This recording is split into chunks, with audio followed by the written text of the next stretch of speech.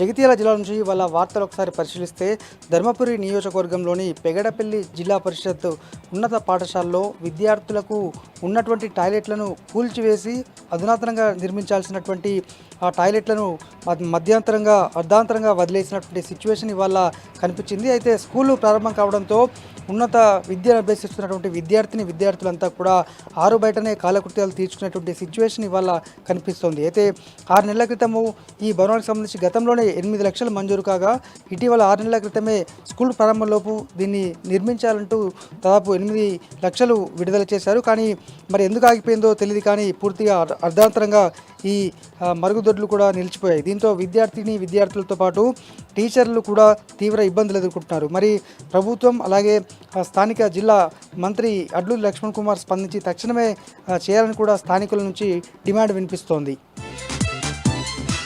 మరొక వార్త, కోరుట్ల నియోజకవర్గంలోని మెట్పల్లి మండలం వెల్లుల్ల గ్రామంలో జగిత్యాల జిల్లాలోనే ప్రధానంగా ఉన్నటువంటి ఎల్లమ్మ దేవాలయంలో మొత్తం భారీ ఎత్తున కూడా ఎల్లమ్మ పట్టణాలు కొనసాగాయి. మహిళలు పెద్ద ఎత్తున బోనాలతో తరలివచ్చారు. అయితే ఈ సందర్భంగా ఏర్పాట్లు కూడా చేశారు. ఇటీవలే ఎల్లమ్మ దేవస్థానాన్ని ఎండోమెంట్ పరిధిలోకి తీసుకొచ్చింది ప్రభుత్వం. దీంతో ఇటు భక్తులు మొక్కులు చెల్లించుకుంటూనే భారీ సంఖ్యలో తరలివడంతో కన్నుల పండుగగా ఇటు ఈ బోనాల వేడుకైతే కొనసాగింది.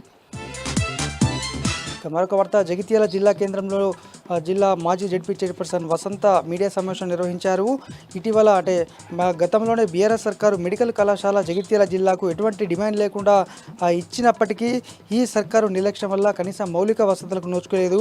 బిల్డింగ్కు కొత్త అధునాతన బిల్డింగ్ నిర్మాణానికి గాను నిధులు మంజూరు చేసినప్పటికీ కూడా నిధులు చెల్లించకపోవడంతో కాంట్రాక్టర్ మధ్యలో వదిలేయడంతో వారంతా కూడా అవాసులు ఎదుర్కొంటున్నారు. దీంతో ఇటీవల సంబంధిత విభాగం అయితే ఈ కళాశాలకు కూడా నోటీసులు జారీ చేసింది. దీంతో ప్రభుత్వ నిర్లక్ష్య ధోరణితోటే ఈ రకమైనటువంటి నోటీసులు జారీని తక్షణమే స్పందించి పూర్తి స్థాయిలో మెడికల్ విద్యార్థులకు నాణ్యమైన బోధనతో పాటు అలాగే అన్ని మౌలిక వసతులు అధునాతన భవనాన్ని తక్షణమే నిధులు రిలీజ్ చేసి వారందరికీ కూడా ఈ మెడికల్ కళాశాల యథావిధిగా కొనసాగించే విధంగా అలాగే పూర్తి స్థాయి సౌకర్యాలు సేవలు కొనసాగించాలని సందర్భంగా వసంత డిమాండ్ చేశారు.